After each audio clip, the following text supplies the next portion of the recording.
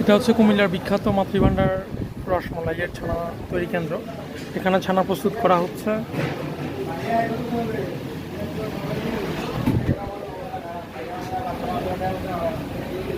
কারিগররা ছানা প্রস্তুত করছেন।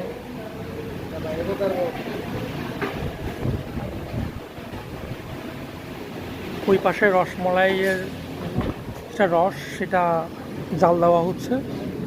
প্রচুর পরিমাণে দুধকে প্রায় ৩-৪ ঘন্টা জাল দিয়ে এই রস প্রস্তুত করা হয়।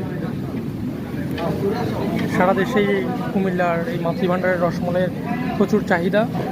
প্রতিদিন প্রায় ২,০০০ কেজির মতন রসমলাই এই কারখানায় প্রস্তুত করা হয় এবং সারা বাংলাদেশ থেকেই মানুষ এই মাতৃভান্ডারের রসমলাইয়ের স্বাদ আস্বাদনের জন্য আসেন।